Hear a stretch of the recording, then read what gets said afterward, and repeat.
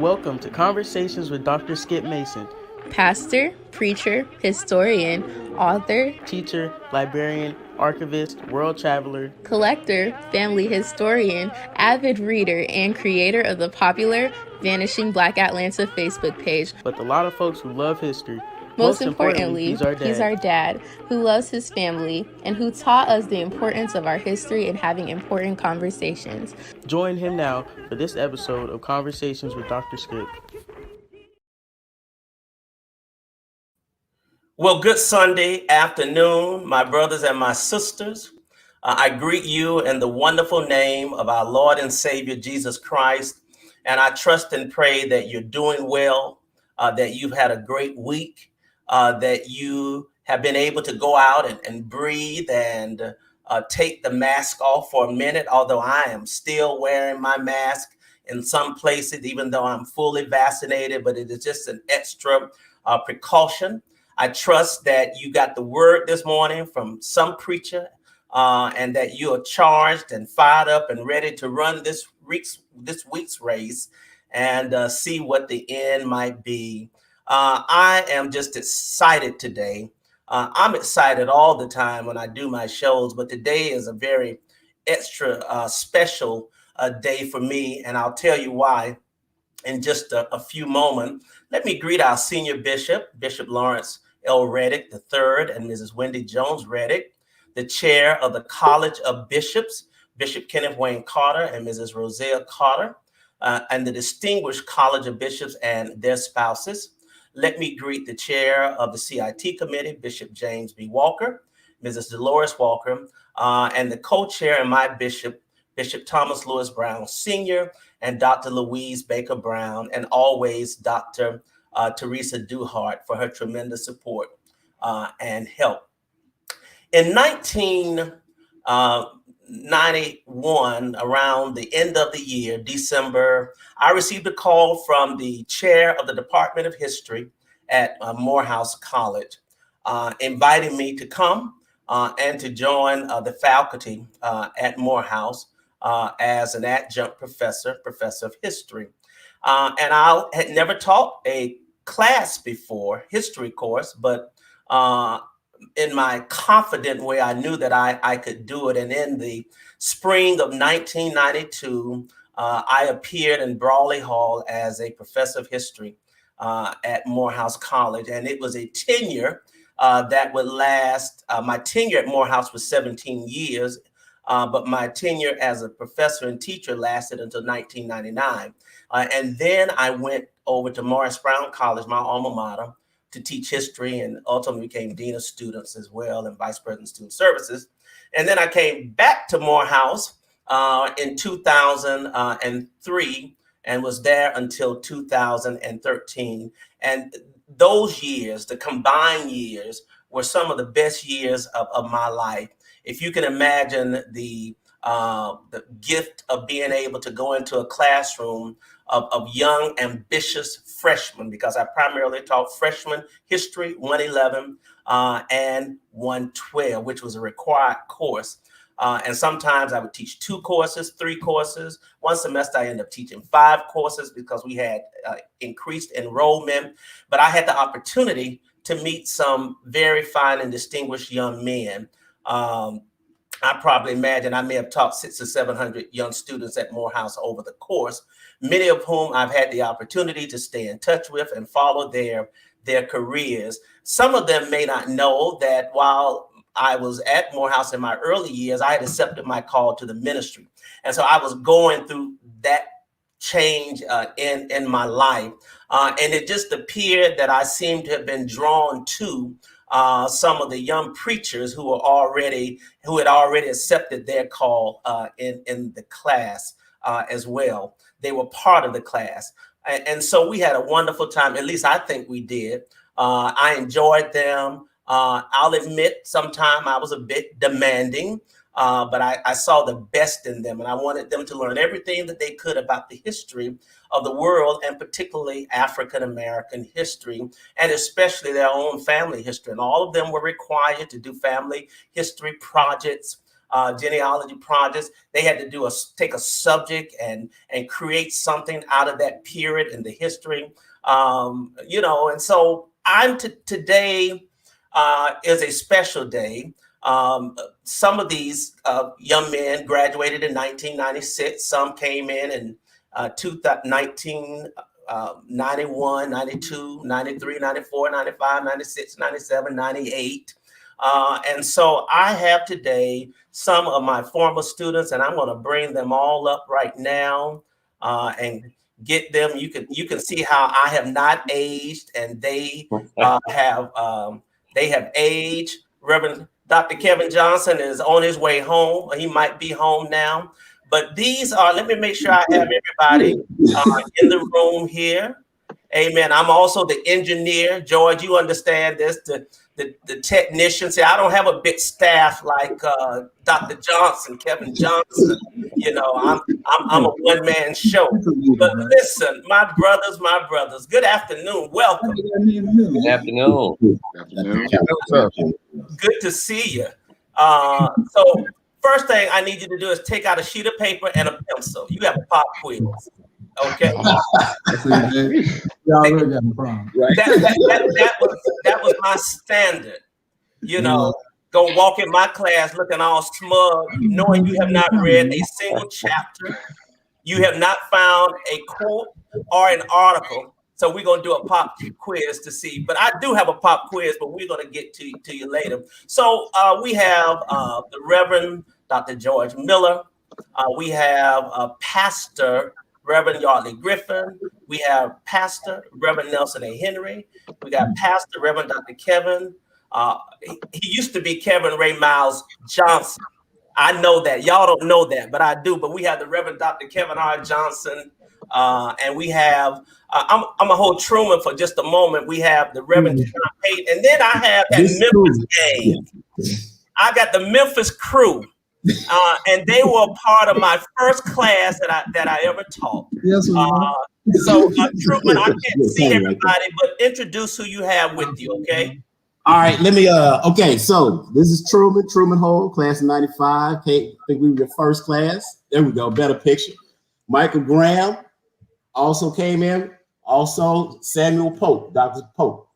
So we were the first class. I think we had your class at 6 o'clock at night, but yes, indeed. Your first test was you had 6 guys from Memphis in one class. So. Well, I tell you, I'm so delighted to see you. I keep up with you and all, but I want you to take a minute.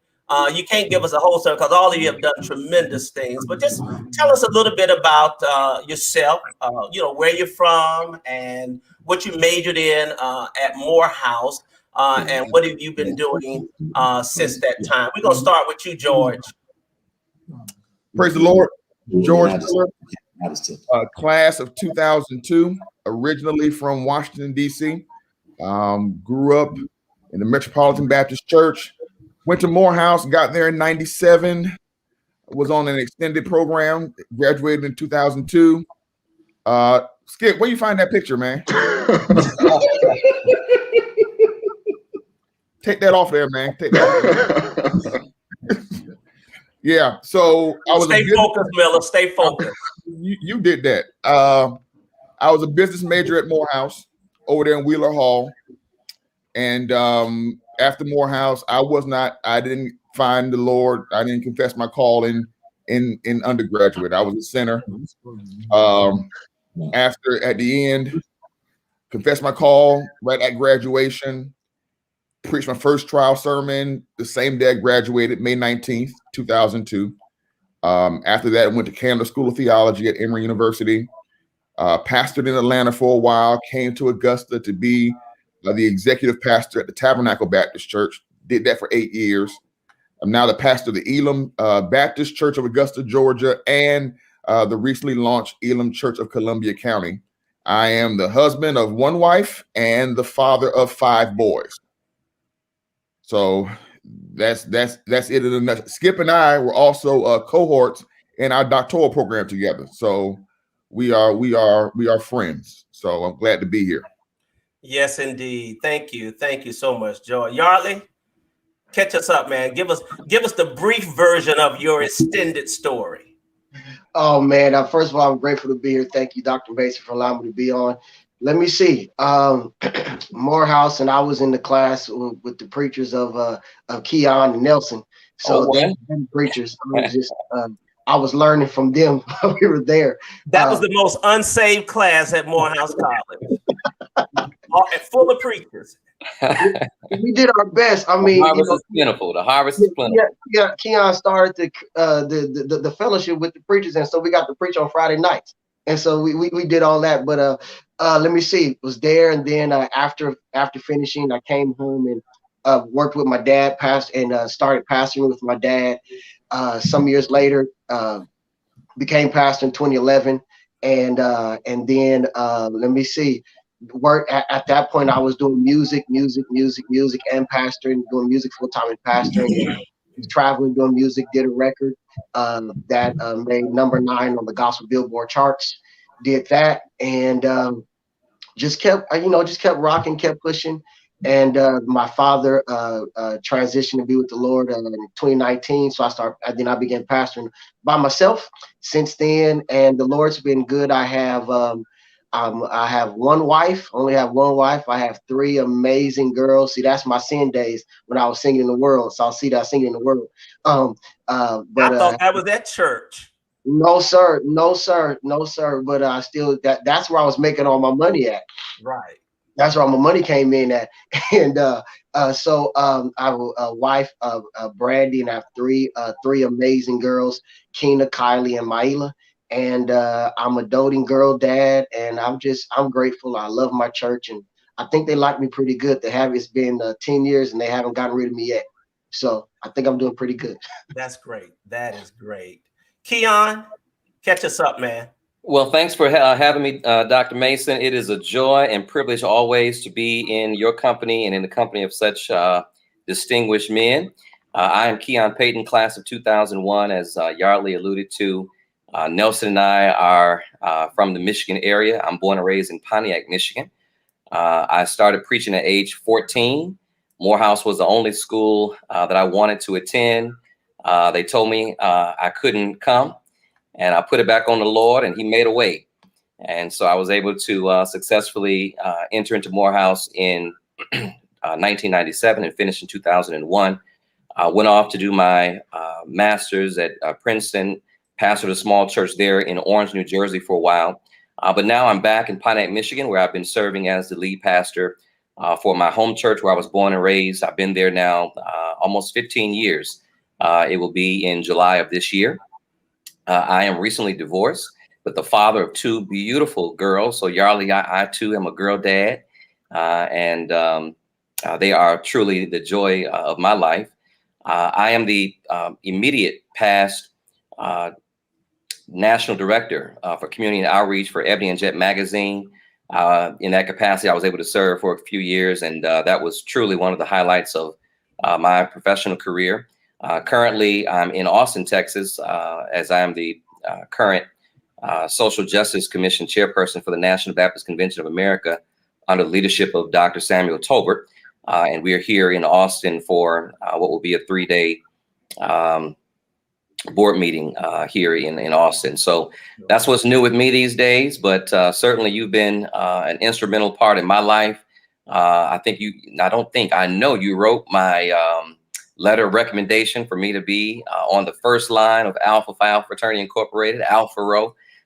We were fall 1998. We returned Alpha back to the yard there, and so I'm eternally grateful for you, our friendship, and for just the influential person that you've been in my life all these years. So thanks again for having me. Oh, you're welcome. Bless you, Keyon. Thank you. Nelson, catch us up with you, my brother. Yes, sir. Good afternoon, Dr. Mason, to the brothers, Yardley and Keyon in particular. Yardley was Keyon and I started Christian Youth Fellowship together.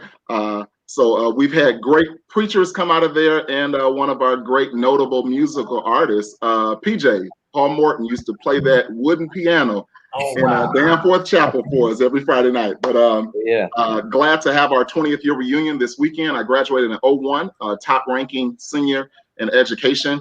Have had a career.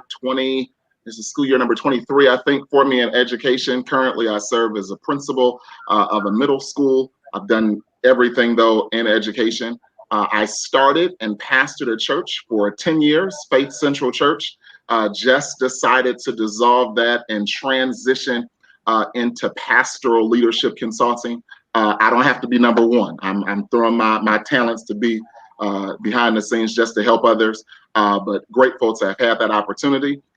Currently, I am single, not a family man yet, but looking forward to it. Yep. And the author of 2 books, the Encouragement Encyclopedia, volumes 1 and 2. I think that's about all that I'm doing with my spare time these days. Amen. Thank you, Nelson.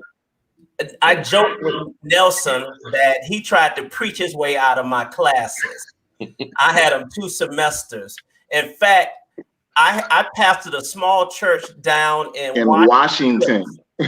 And I said, okay, and it was I probably should not have done, but I said, I'm giving extra credit for anybody that wants to come down to Washington, Wilkes, Georgia. And a whole slew of them came. You could tell the ones that were behind in their class assignments, they all came. I think Nelson preached as well, but I knew that he had a very special calling. Kevin, catch us up with you, my brother. Yeah, Kevin Johnson, class of 1996 from Morehouse. Glad to see everybody.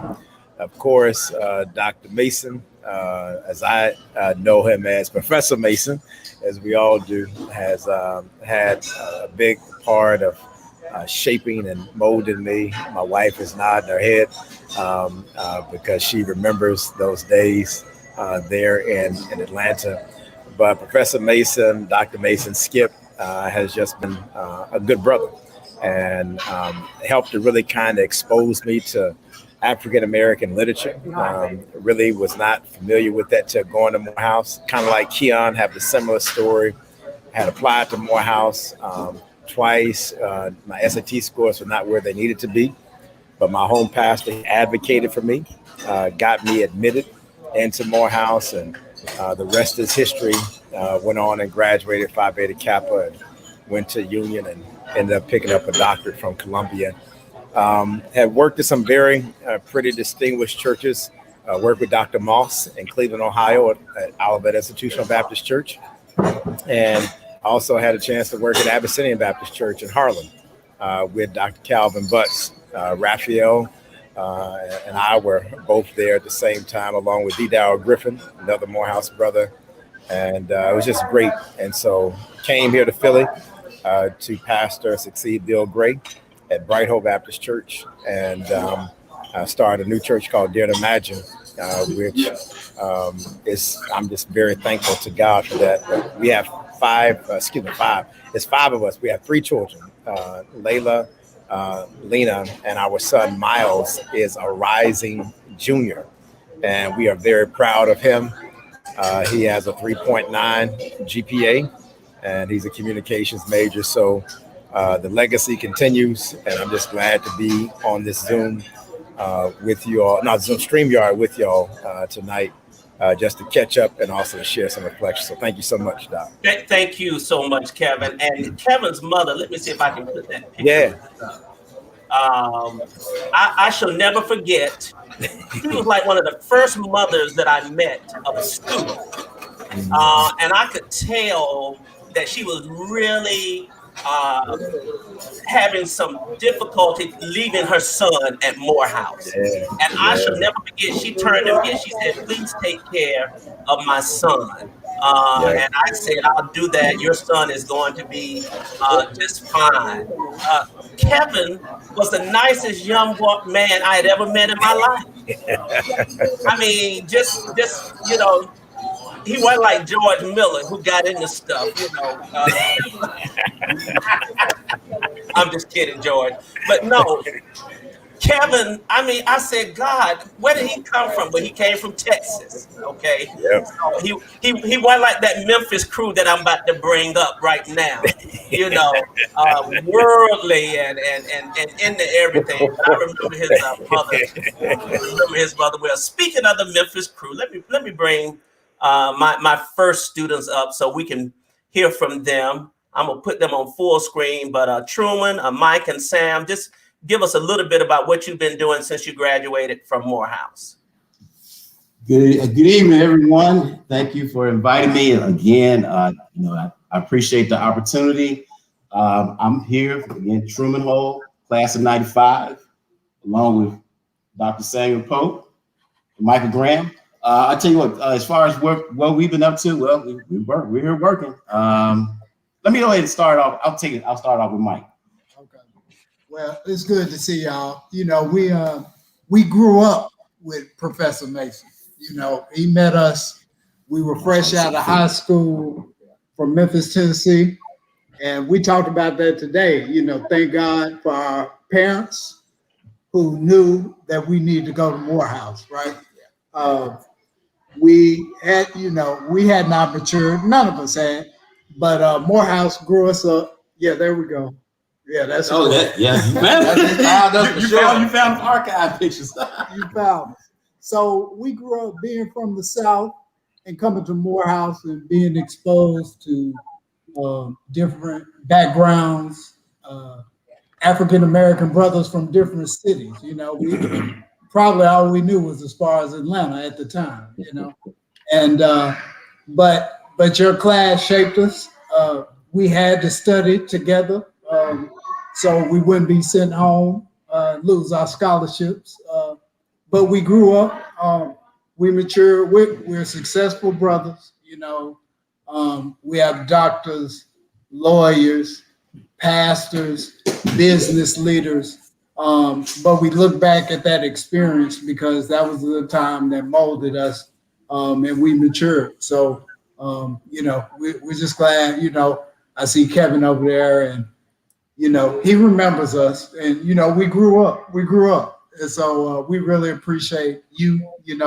Those classes really taught us to bond together and to survive together. We studied together, and I don't know if we would have had that experience anywhere else, So I depend on these brothers and proud of what they accomplished and the things that they still do for their families and communities. Mm-hmm. Awesome. Good evening, brothers. Afternoon. First, I also want to say thank you, Dr. Mason, for bringing us all together for this reunion. It's good to see all of us from different classes, like Mike and Truman from Memphis, Tennessee, class of '95. I was a biology major, went on to med school, ended up getting the subspecialty of interventional spine and pain, married with 2 kids, Samuel and Eli. I started a little bit late, but man, they keep me going. But again, taking history our freshman year from Dr. Mason was one of the best classes we had. I mean, it was very open. It was very we could get a lot of input. It really helped us to become more comfortable in the Morehouse curriculum because we had a teacher that actually cared and wanted a lot of feedback of what we thought of what we were learning.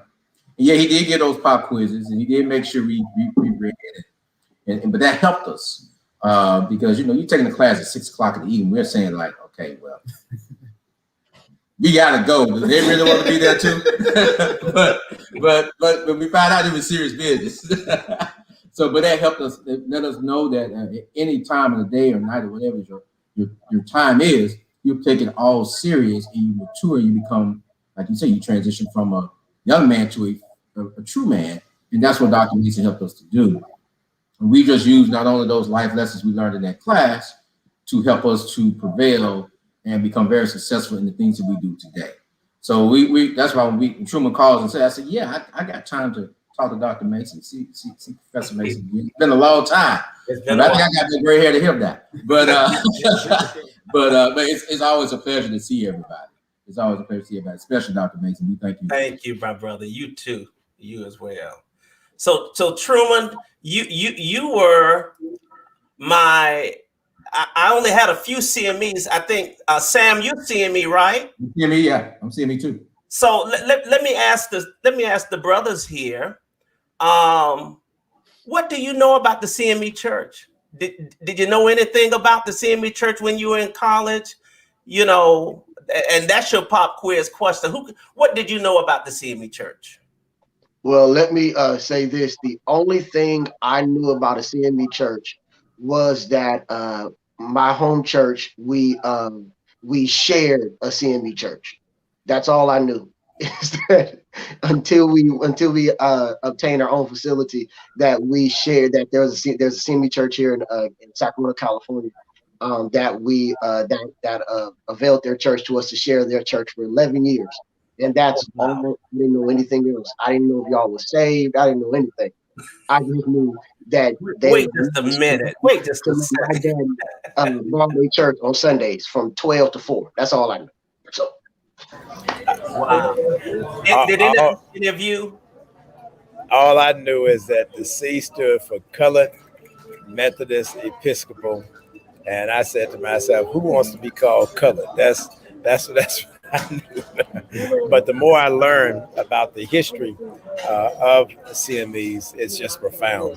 And when you just think about the creativity of our people and how we have gotten closer to God, but also how religion has played such an important part of helping us navigate systemic racism and just all of the isms that we've had to deal with here in America. I really applaud the work of the CMEs and really all of the Methodists. I was just at SMU on yesterday, and again, a part of the United Methodist Church. Of course, they have their issues, but CMEs have just played a significant part, as well as all of the denominations. And well, Nelson, you did preach down in the country. Right. So I knew it was Christian Methodist Episcopal, the colored Christians, Kevin. But I knew it was Christian Methodist Episcopal. I preached for a few of them. I know that it's a part of, I think it has to do with the Wesleyan doctrine or something to that extent. And I know it's one of the, I won't call it a faction. I'll say one of the derivatives of the Methodists, with United Methodist, Christian Methodist, African Methodist, and African Methodist Episcopal Zion. I knew that they were in that association. That is it. And I've preached for several CME churches since then. Yeah. George, did you know anything about the CME Church? Not a thing. I mean, I am Baptist born and Baptist bred. So, I mean, and most likely Baptist dead. So here's the deal. I didn't know anything about it. The first time I really heard of the CME Church was in seminary. My pastoral care professor was Dr. Teresa Snorton. Mm-hmm. And was she? She was my pastoral. I didn't know that. Of course, she became our first female bishop.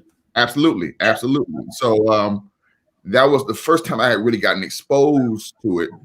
And like Dr. Johnson said, I heard that the C stood for colored. And I was like, wow, that's a real interesting name for a denomination. But no, man, growing up, and then being in Atlanta, we moved to Atlanta in '93. Right. I'm in Atlanta where, the mega church, independent church were coming up and all that kind of stuff. So, I mean, those were the churches that were getting the headlines. Those were the churches that you knew about. So you didn't get a chance to really get exposed to the real foundations of our faith as a community. Yeah. Keyon, did you know anything about the CME Church growing up? No, I think I'm much like George, Baptist born, Baptist bred, probably now Baptist dead.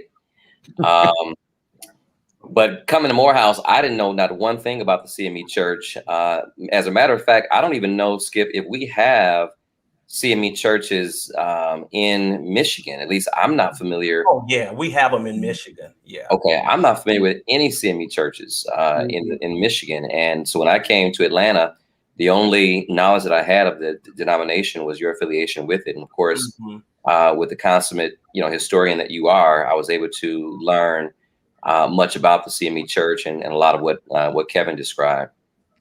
So Truman and Sam, tell your Morehouse classmates, just tell them a fact or two about the CME Church, and please don't flunk this quiz. Okay, well, I'm depending on you. Here's something that I actually got for you. So, coincidentally, you mentioned Lawrence L. Reddick. He actually used to be a minister he was one of the associate ministers at the church that I'm a member of, College Chapel CME. I've been a member of Collins Chapel CME Church since, wow, yeah, that's me and my wife and my son. Okay, so you got me on there. Our church is one of the oldest churches in the city. We're over 100. We're over 180 years young. Here's another fun fact for you. I know you like history. One of the members who actually graduated from Central, William Graves, his dad was the bishop of the First Episcopal District. Of course, you know, the CME Church is headquartered in Memphis as well. And Memphis was in my church, College Chapel, was part of the Memphis district. And Sam, you attended Martin Temple. And Martin Temple CME. Yeah. Martin Temple was part of the South Memphis district. That's right.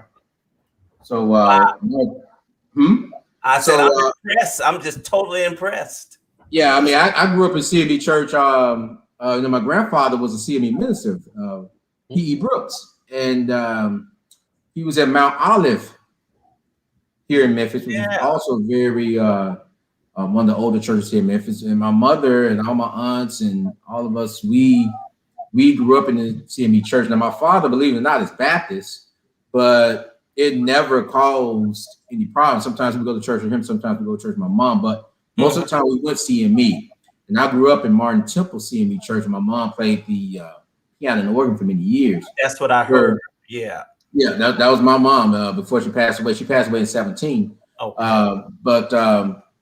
You know, we went to a lot of the conferences. We went to a lot of the CYF meetings as youth and young adults. You know, it was a wonderful experience. And we, outside of Bishop Graves, you know, we have Bishop Brown. I think he's passed away now. Elim Brown. He was here in Memphis, and he had was it Dr. Gilmore too? Yeah, Bishop Gilmore. Bishop Gilmore. A lot of them came through Memphis. Believe it or not, they did. Came through Memphis, and we got a few more that have come through here. They've been pretty influential in the CME Church. So yeah, Memphis is rich in the history of CME, and it's still doing pretty well.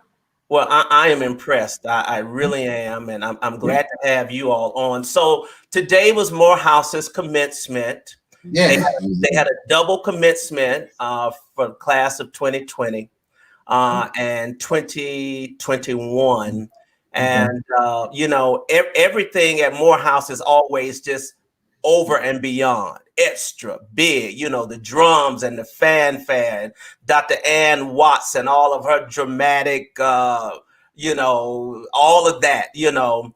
And so I glanced at it just a tad bit today, and I got a little full, you know, because those were some wonderful days, particularly for me as a young preacher. You know, having accepted my call, I don't know whether any of you all knew that, but, you know, that I accepted my call, I think in 1992. And I got my first church in 1996. I think I did my first sermon in 1993. You know, so I'm adjunct teaching gobs of classes, going through all of that. I had a company called Digging It Up, where I used to do research on the side. You know, you remember Digging It Up, you know, and trying to make a little money. So all of that. Now, some of you, you know, and I was notorious for, you know, after class, let's go get something to eat. See, during that time, we had Ryan's. Y'all remember Ryan's? That was my spot, you know. So I would take whoever was hungry, and we would feed. But talk about. That was that 6 o'clock class? Yeah, you typically. Because that wasn't the 8 in the morning class. I had the early class. No, it was not that 8 a.m. class. It was truly after the 6 o'clock class. But when we think about the state of affairs for religion and young people now, you know, what comes to mind? You know, you all had a very special experience at Morehouse, like students do at other institutions, but things are changed now. And most of you are pastors. Of course. Oh, I meant to ask Truman and Sam, did y'all bring Mike on over to the CME Church? What is he doing now? Did you recruit him? We did not recruit Mike. Mike, let me see. Mike. Yeah, I'm Baptist all day. You know, Baptist. Oh, you all back? Okay, that's fine. That's right. That's okay. That's fine. But I knew that, you know, growing up, I knew about Martin Temple. I knew about these brothers. You know, they put it up. You know, and with the Memphis, especially the Black religious community, I'll call them. We were very close. It was weird. You could be Baptist and CME, but we all knew each other, and we would attend each other's churches for programs and that type of thing. Yeah. So it wasn't a real big difference, you know. At least the way with us interacting. And Memphis also is heavy in the Kojic, Church of God in Christ as well. Yeah, right. You got all of that going. So I think I want to reshape my question a little. I wanted you to talk about, you know, the church today. All of you all have experienced the pandemic, you know, and you've had to, you know, do church obviously differently, you know, and how has that, you know, been, and what do you see going back? Have you gone back into your worship place, you know, and so how are things shaping up for you in your ministry post pandemic? Anybody? Yeah, I'll jump in. Okay. I come from an old school tradition, and I blame Reverend Butts for this. I remember when I was in New York City at Abyssinian Baptist Church, and it had snowed, and I called him one day and I said, Pastor, I said, we having church today. He said, Negro, if you don't get behind the church, he was like, I don't care if it's 15, 20 inches, we having church. And so that's always stayed with me. And so when the pandemic hit, we just made a strategic decision as a church that we would continue to worship. And of course, people were smart, and I told them to stay home and to watch online, which they did. But we physically did not shut down. We still did outreach and all of that. And to me, it was a tough decision, but it was a decision I think has helped, because we talk with other doctors and just trying to find out how do you navigate this. And they shared with us that COVID is here to stay. It's like the measles, it's like the chicken pox, it's not going anywhere. And, you know, even now with the CDC lifting the restrictions of wearing masks, it doesn't mean that COVID is not there, it's still there, but people are now just starting to live with it. And so for us, one of the things that we ended up doing, in addition to just kind of still providing streaming online and doing some other things, is that we started what we call Praise in the Park. And that's an outdoor worship experience. Now I realize that everybody doesn't have the space to do that, but we took advantage of our yard outside to be able to provide this outdoor worship experience. And that has been helpful, but it has not been easy. I feel like I've worked more now in ministry than I ever have. It's not that I'm not complaining, but you know, when you don't see your people every week and you don't have a chance to touch them and hug them, you now have to do that through technology. You now have to do that virtually. And that requires a lot more touch points from you through calling them than ever before. But I'm enjoying it. Thankful for the ministry. It continues to grow, but it is a lot of work. But I'm committed to the work, and I'm committed to pressing through the season. Pastor Miller, you just started a second church. Yes. So on top of the duties of the first church, the mother church, exactly. The mother church, yeah. So that's been a bit of a strange dance. So we had our second launch service of the new work today, and it's like having a full-grown child and an infant at the same time. And so it's challenging. Elim Baptist Church celebrates 135 years next week. So, you know, you have a lot of the mores and the things in a traditional church setting, while at the same time trying to plant a church and raise it up out of the ground. So, you know, today, Kevin was saying, you know, today we had in-person worship in Columbia County, but we're streaming and doing virtual for the one in Richmond County. So it's a lot of work. We're phasing our re-entry in. So right now we're just doing once a month in each location. but you know, staying on top of the congregational care issues and the administrative issues, and still hearing from God. And you know, God hadn't stopped talking just because COVID came. Yeah. Yeah. You know, he's still giving vision. He's still giving people assignments, men and women of God, and so we have to be faithful to those assignments. I don't know. And Dr. Johnson's interesting. This week I saw you on Facebook on an ad for a church community builder, and I was like, yeah, I need to get that because I need to do a better job with the congregational care, because that's really when you're not meeting every week, that becomes more important and it becomes more challenging. Yeah. So it's been a lot of work, man, a lot of work, but it's a blessed work. Yes, indeed. Yes, indeed. Yardley, how things going with you and your ministry? Well, interestingly enough, California closed, and so like it closed like no other state. It just shut down, and if we tried to have church, they would come and shut your church down. And so immediately here, all of our churches closed, and so everybody was home. And so you went from so a lot of churches who did not have who weren't social media savvy wants to try to figure it out, because you went from being in church one Sunday to that by Sunday night we weren't going back to church, and many of us have not been back since. And being the way that California is, people have pretty much gotten used to not being at church, and they're okay with not being at church. And figuring out they've learned how to take communion at home, and some people are baptizing themselves, and so there's all these unique things that have gone on. And so we've had to come up with a unique way to really reach people and touch people. And then uniquely for me, I just bought a new building, a new church building during COVID, and nobody's seen it but me, my wife, and my team. So we just got a brand new worship space during this moment. And but what kind of happened, I'll move quickly. What kind of happened was my father passed away. We pastored together.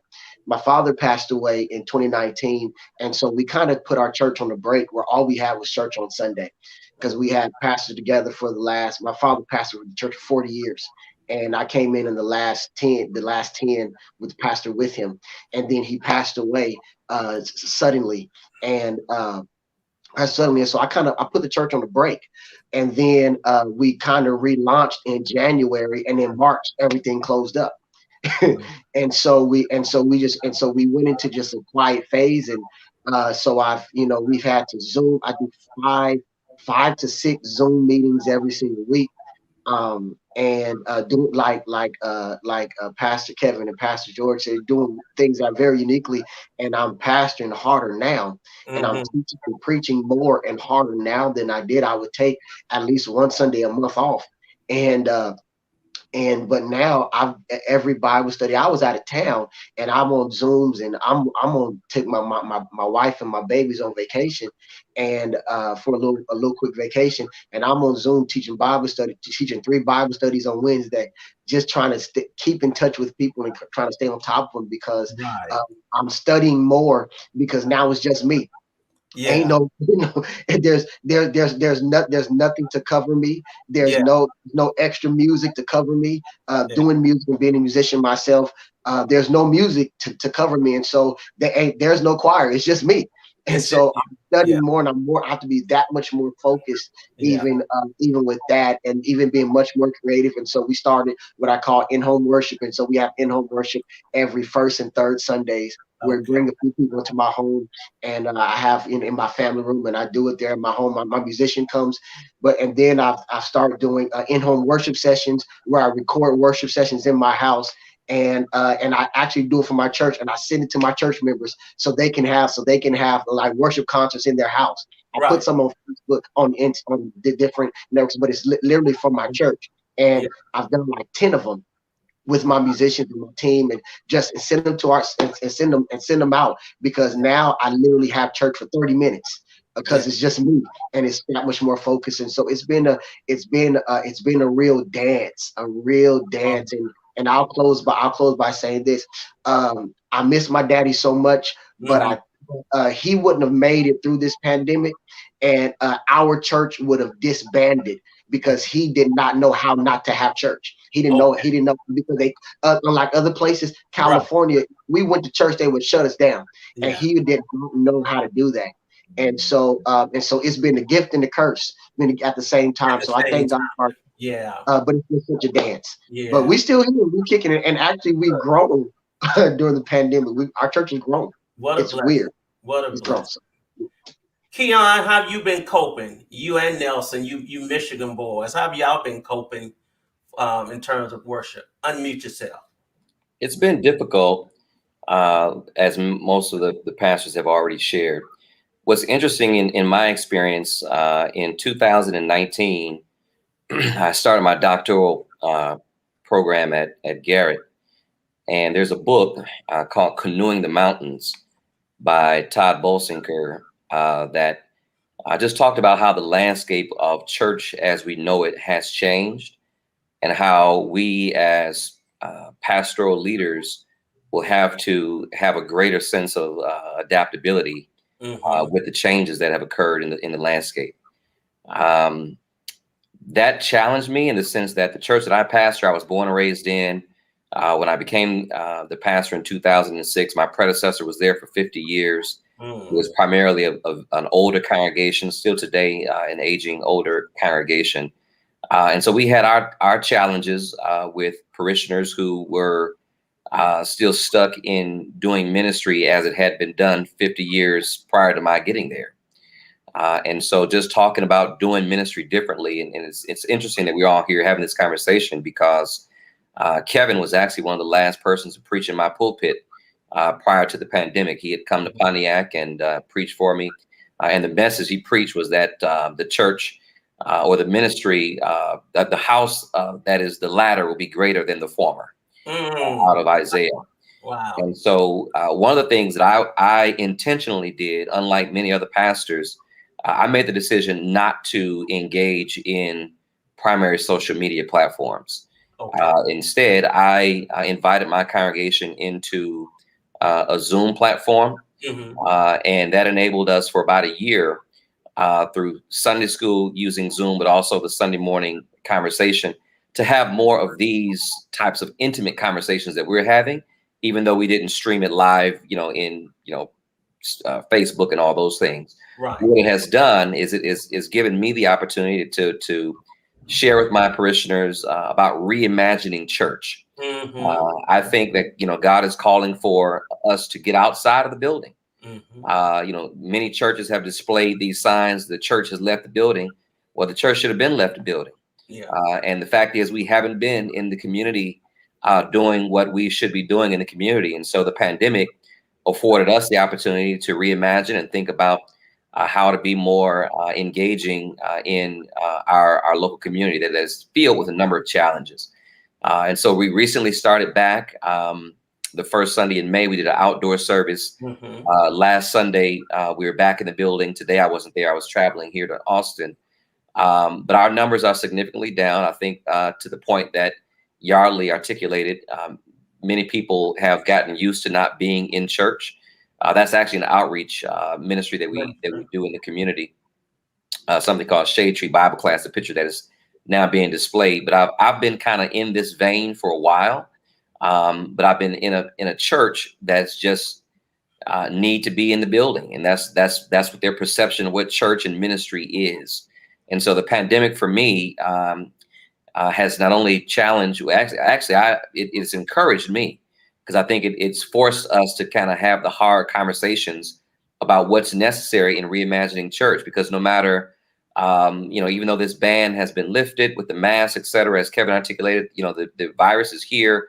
The reality that, Yardley described with people not or being accustomed to not being back in the building, et cetera, we're not going to ever get back to that. Yeah. And so I think that the church is going to have to really grow and come to a place where our significance is outside of the four walls more so than what we experience inside the four walls. Yes, indeed. Now, Nelson, now you've sort of had a social media presence for a long time. Yeah, I want to kind of tag on what Keyon said, although my experience right now is a tad different. I did, unlike my brothers, I think I started a church like a brand new business in the middle of not a pandemic, but the recession, 2008 to 2012. So I started a church in a recession. Who does that? But within the last year, 2020, I was already planning and making that transition to say, okay, Lord, I knew I was going to do this for a season. I had the humility to not just keep preaching Sunday after Sunday after Sunday, because that's what I know to do. And I wanted to make sure I was making an impact. So for our 10th year, we had all sorts of things planned. One of them was Church Without Walls. And so since a common theme is we got to get out of the church building, and be the Bible to people, we had set up every fourth Sunday, we were going to get out of the church and do our Church Without Walls and take church to certain places.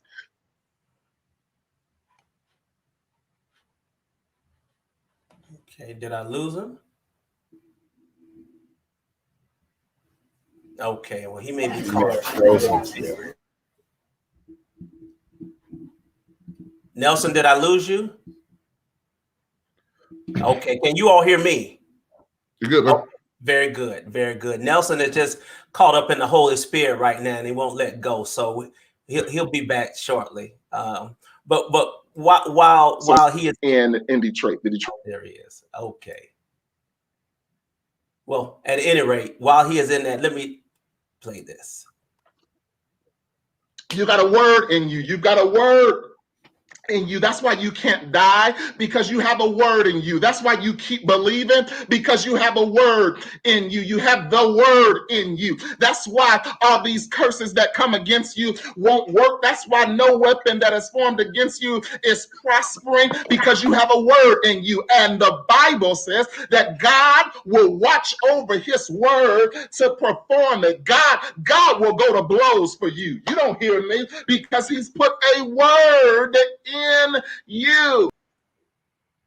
In a real sense, we know this woman because when we read about this woman here in 1 Kings chapter 17, we know this woman because in a real sense, this woman is us.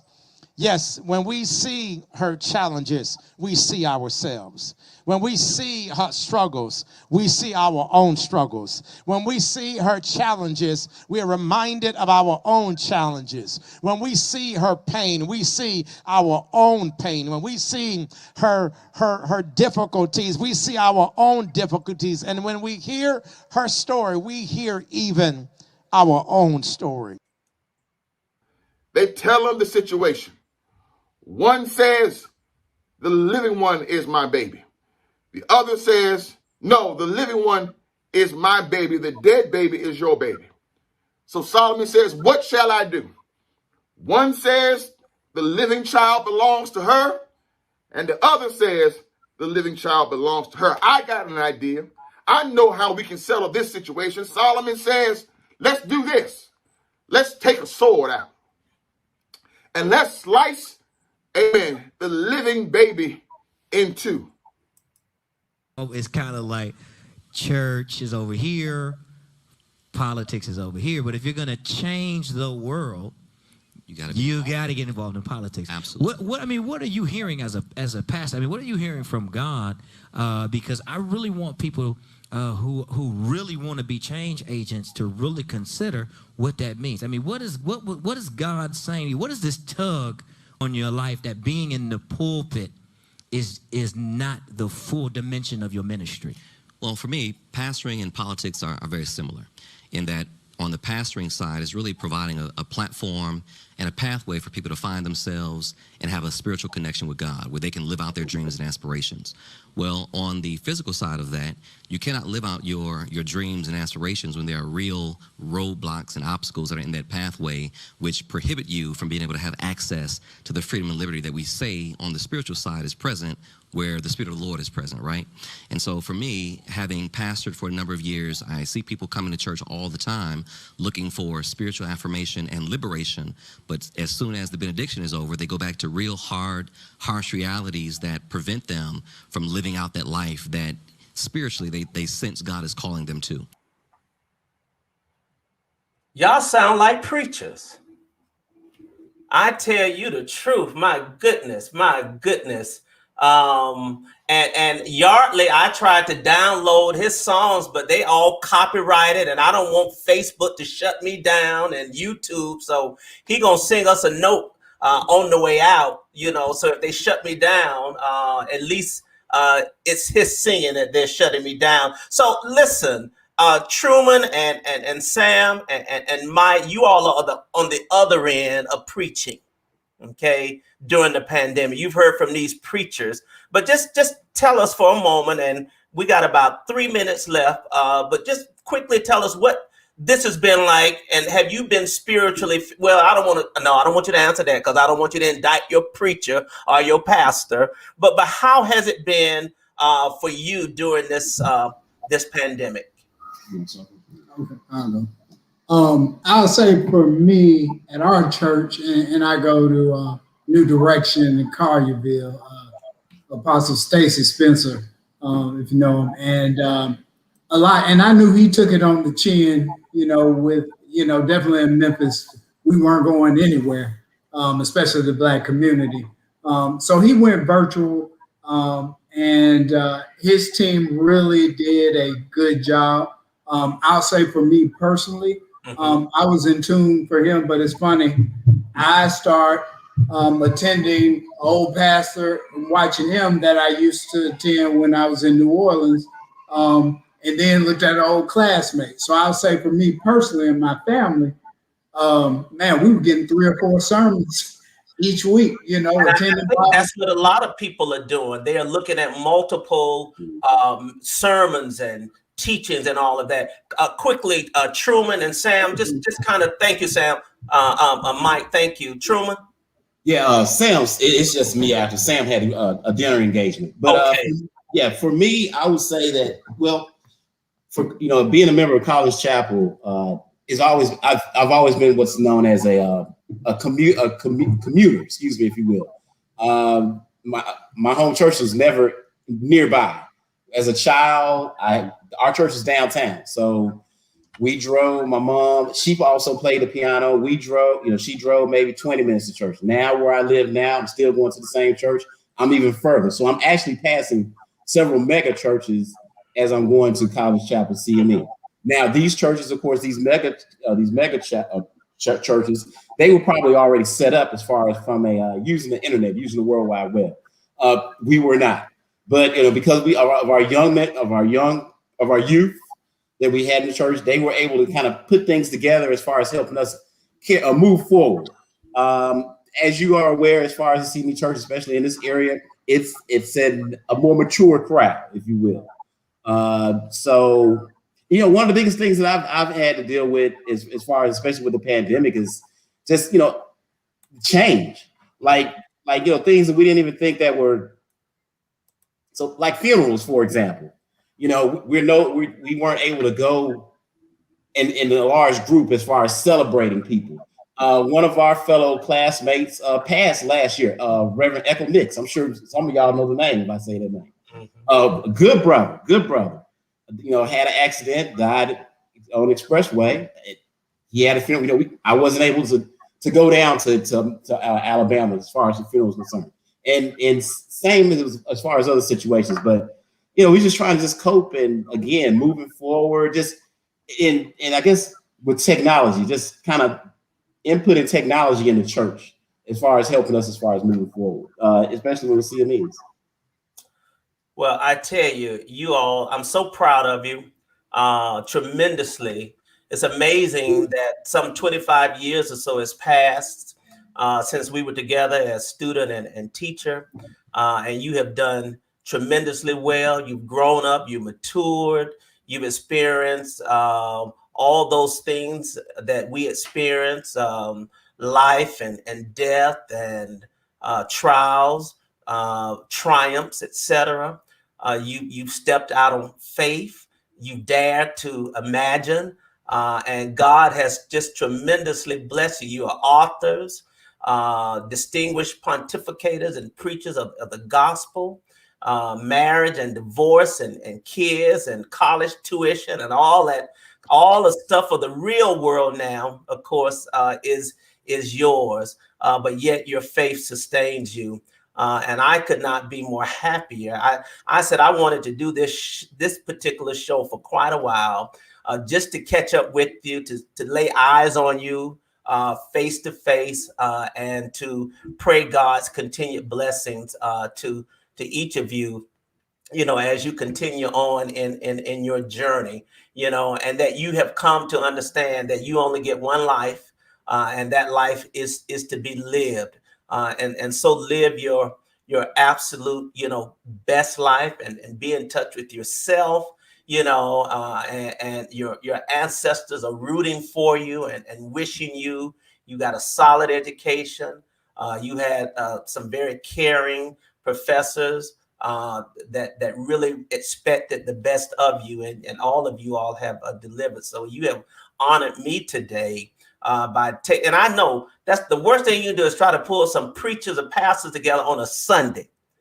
I used to say, don't bother me on Sunday. I'm not doing anything Sunday afternoon, but just chilling out, taking a nap, relaxing, and you have honored me today by being here. And I'm so grateful to each of you for that. Good to see you all. And if there are any other closing words from any of you, I'm going to ask, and Kevin, please give Kimya my love and my regards, and George, please give Lady Sherry my love and regards.